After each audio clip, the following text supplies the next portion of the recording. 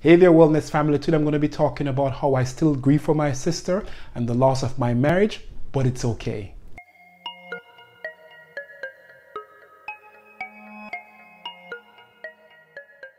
So if you're new to my channel, my name is Peter Gordon and I'm a graduate student working towards what will be an eventual doctorate in clinical psychology. I also happen to be a health and wellness coach and also a life coach. And I make videos on mental health, fitness, wellness, and everything I hope can help you lead your most profound life. And while you're here, don't forget to hit that subscribe button as well as the notification bell so you're notified each week when I post a brand new video. Also feel free to share this video, like it, comment on it, and all that good stuff. Now let's get into the heart of today's topic. So today I'm going to be talking about how I still grieve over the passing of my sister, the end of my marriage, and how it's all okay. But before I go any further, one of the things I want to point out when I make a video like this is that it's not that I'm necessarily going to give you solutions, because I think each individual is unique and respond to grief differently. What I want to do with this video is to kind of talk about some of my own life experiences, or with this video, to talk about some of my life experiences. And then it's my hope then that you'll be able to draw some parallels between your life experiences and mine, and be able to then use these parallels to create some profound changes in your lives. So what exactly is grief? Well, I think we all have some baseline understanding of what grief is. And it's really the utter sadness that can come with a loss. And the loss can come from the end of a relationship, the death of a loved one. It can come from losing a job, right? It can come in again from a myriad of sources. And the grief comes with a sense of mourning and sort of really no clarity about how to move forward. That's, in a sense, that's really what grief is. So how do we process grief? Well, according to the late psychiatrist Elisabeth Kubler Ross, I believe, she contends that we process grief in 5 stages. In stage 1, there is denial, right? Like, you can't believe that this thing is gone. You can't believe that your marriage is ended. You can't believe that this person has died. You just can't believe it. Then it's followed by anger, where you're angry at everything around you. You're just angry.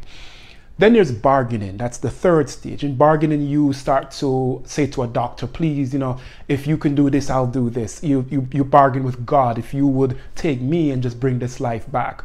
Or if I do this differently, then this person will take me back. So there's that bargaining phase.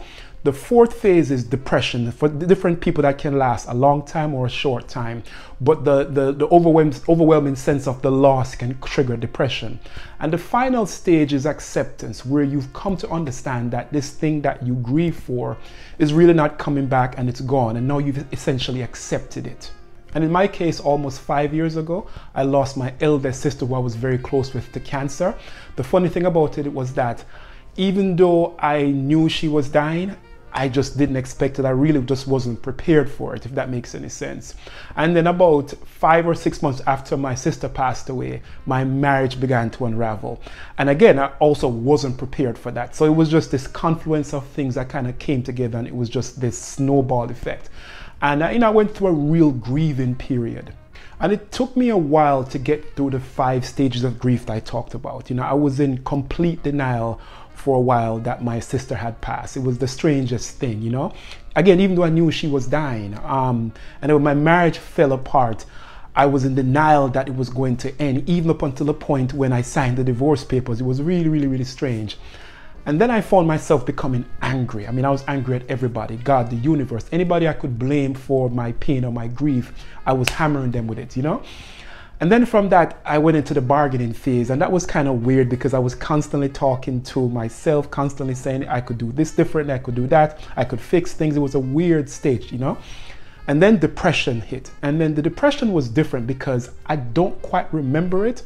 I don't know if it was as long, but I knew I didn't feel the same. I knew I didn't have the energy. I just felt down.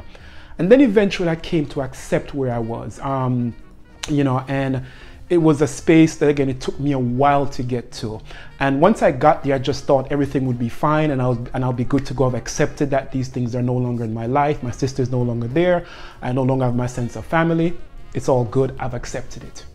But here's what I had to come to terms with for myself as it relates to the 5 stages of grief. I came to realize that the stages weren't linear, right? I didn't go from stage 1 to stage 5 and suddenly I was all right. I found that I could go back and forth, even till this day, almost 5 years later. I could go back and forth between those 5 stages. For example, you can come to accept the losses that I did and still fall back into moments of denial. For example, if I listen to an old voice message from my sister, it triggers this feeling that she's still here, and then I kind of go right back to the denial phase. Or I could become angry over the fact that I went through a divorce and then say to myself, well, I can still fix things, or whatever it is, right? It's a very strange space. So you end up kind of, again, oscillating back and forth between these stages. But here's what I've come to learn. That is, it is okay, right, to go back and forth between the stages of grief.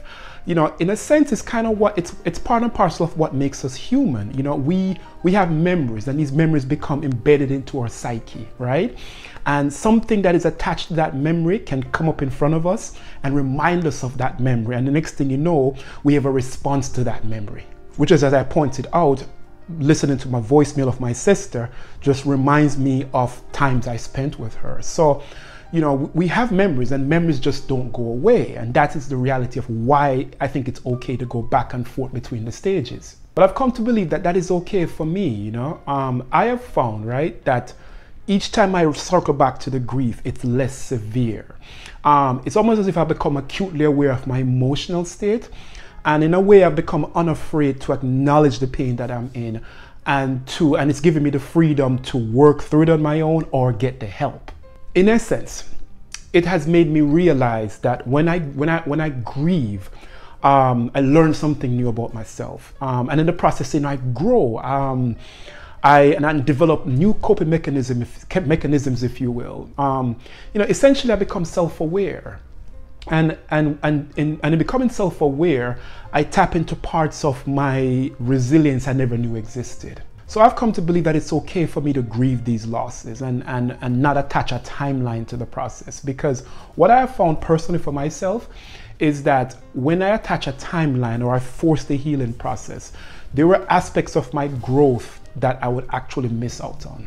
So I hope this video resonated with you. And if you're grieving the loss of someone, I want you to think of 2 things. 1, be kind to yourself, and be patient with yourself. And as always, family, stay well.